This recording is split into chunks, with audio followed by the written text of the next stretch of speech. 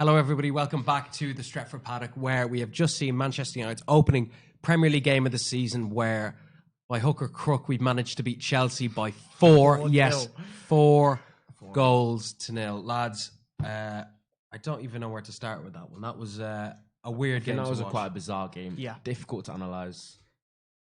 Make sure we don't get too carried away, because I think 4-0 does kind of what are you talking about? flatten us a little bit. We're going to win the league. Flatter us, not flatten us. What are you talking about, Doesn't Ronaldo? flatten us, We're going to win the flattens us. league.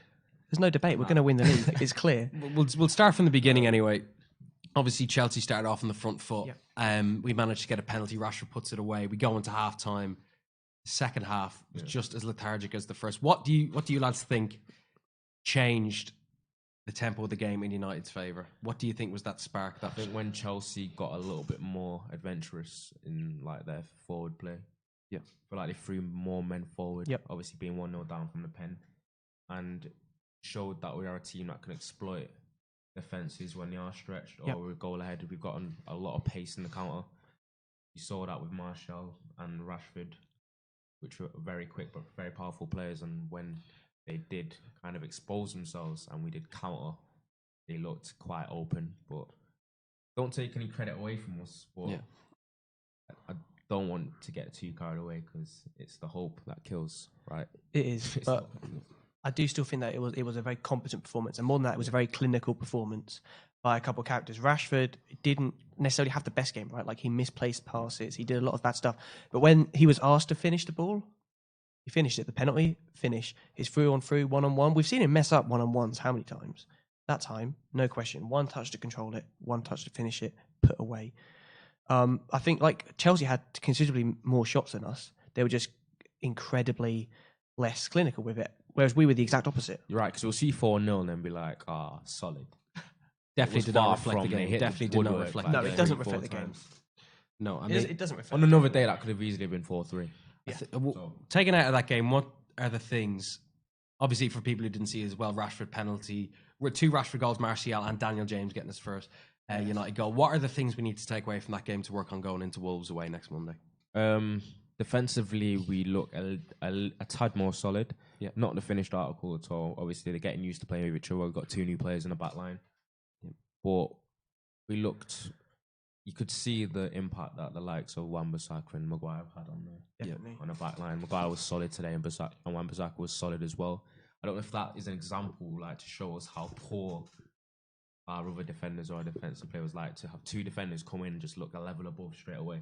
I think it's very rare that you get. It's very rare that you get a 4-0 win, and yet 2 defenders, Maguire and Wan-Bissaka, are the people that we're talking about for man of the match. Maybe because we had him a little bit under a magnifying glass, though, as new signings. We kind of that's true. A little bit, but those were by far and away the man of the match for me. And Rashford got 2 goals, not man of the match for me. Pogba got 2 assists. He's nowhere near man of the match for me. Yeah, that's you know what I mean. It's bizarre right, because Rashford scored 2. Right, he didn't have the best game at all. Let's be honest. Pogba got 2 assists as well. Oh, you can't say he hasn't a good game because he's English. You have to praise him because he's a young English player. Right.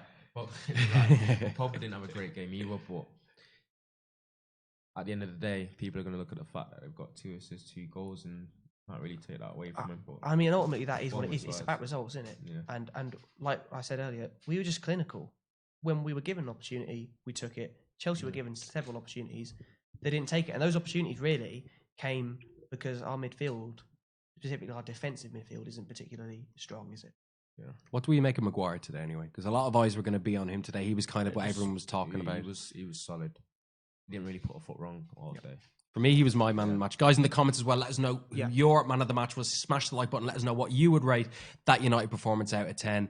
We're talking about Harry Maguire there. I think Maguire was absolutely fantastic today. I think really solid. If you see the 3rd goal, for those who are watching Match of the Day tonight or whatever, the physicality, was it the 2nd goal or the 3rd goal?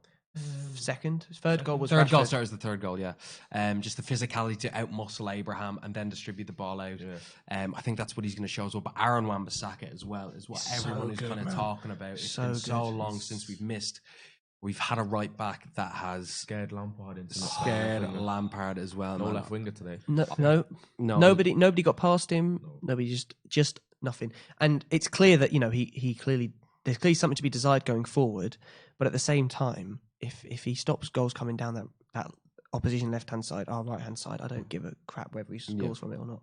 I mean, as well, I think we were talking as well, one of the major issues today was the lack of depth in midfield. We said McTominay and Pereira get an assist for the second goal, but it looked very, very open, especially in that not just first half, first hour of the game. Mm-hmm. We were looking stretched all the time. It was static, it was stagnant. What changes would you lads make for Wolves on Monday? Because I do think there are a little bit of tweaks that need to be made. Do you think the team's like kind of picks itself now? I would say no, not at all. I think every time I watch Pereira play in the Premier League, I feel like the game looks a little bit too fast for him. Yeah. That's in my opinion. But he might be a little bit more of a abroad, like foreign type player, more in the league, or slower pace, a bit more technical. Because he's got. You can tell the lad's got ability, but when I'm watching him, like mobility wise and like doing things quick, doing things sharp, it looks a bit too quick for him sometimes. Yeah, I agree with that. I'd replace him, but I don't know who would replace him. And this is the problem. That's the issue. We needed in this transfer window. We needed a right mid, someone who can play down the right. We needed a cam, and we needed a CDM. We didn't bring any of those three in. We replaced our defence first, which was the number one key. But you still don't feel particularly comfortable with Pereira, Lingard playing in those positions. You know, McTominay I do, but still, you know, McTominay had really great moments in that game. He also had bits where he showed that he's still 22. Yeah. You know, so I think another thing that has to be said as well, Dan James coming on, getting his debut goal. Excellent. But more importantly, coming on and drawing, he drew, I think, 2 fouls in the little cameo he made. And that is what I think he's going to come in and be. What a strong point is. He's going to come and he's going to win fouls. We saw when he completely skint Kante. We're seeing on the screen here. Yeah, here his goal, just his pace. Obviously, you can't see at home. But I think today, well, if we would have said before the game, would you have taken 4-0? You would have bitten your hand off for it. No question. Pogba as well, getting the assist for Dan James's goal. And with the Dan James goal, you can see he's one of the few players who's come on last 10 minutes and he just busts a gut to get to the other end of the pitch. You can see it from here. He's gone. He is sprinting down the other end of the pitch. Nobody's catching him. All the space in the world. And it's a really composed finish, really. It's helped by the deflection. But you take that any day. I suppose the question I'm going to ask for you, lads, is: was that start what you predicted it to be? No, God no.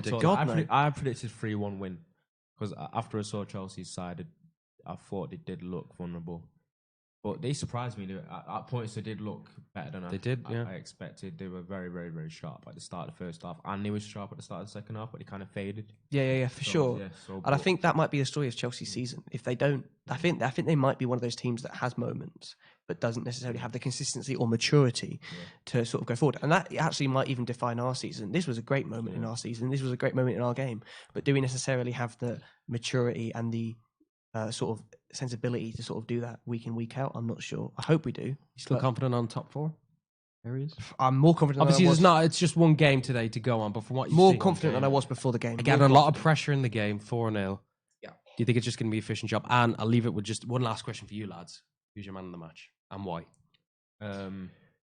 I said I was going to give it Aaron Wan-Bissaka, but it's difficult to give a defender man of the match when you win 4-0. When you win 4-0. I would say Martial. That's going to split because at halftime that was going to split some opinions. I thought work ethic wise, he looked a little bit more energetic, a little bit more lively than I watched him previously. He looked like he had a little bit of a new lease of life. He did not everything he did went well today, but I feel like he's going to be very important for our season. He obviously did well today, and he got his goal, but he looked the most threatening out of the front three. AM9 is back. Yeah, AM9 is back. AM9 is back. But it's a toss up between him and Aaron Wan-Bissaka. For sure. Yeah. So I'm gonna say it's Aaron Wan-Bissaka for me all day. That's what I've said. It's what I said earlier in the watch along. Wan-Bissaka didn't let anything past him. You know, I'd love. Maguire was excellent as well. For me, it's a toss up between those two. Yeah. But Wan-Bissaka didn't let anything past him. He just looked incredibly solid. He was able to distribute the ball back into the midfield when it was necessary. Again, you know, he could do with some stuff, more stuff going forward. That's something that you work on as time goes on. Yeah. You know, Rashford. Shout out to Rashford as well. Yeah. 2 goals, a quality penalty. Yeah. He hasn't ever missed one, and a really, really, really good composed finish. Yeah. But yeah, for me, Wan-Bissaka every day of the week. Harry Maguire for me anyway, just like I said before, was my man in the match. Just composure on the ball, and I think we're going to look a completely different prospect at the back of the season. Anyway, guys, that's all from us today. Make sure to smash that like button, subscribe as well. We're going to try hit 20k by the end of next week. We'll be doing a watch along of the Wolves game, daily content, all that good stuff. Facebook, Instagram, Twitter, give us a follow, all that nice stuff, and we will see you next time. Cheers. In a bit.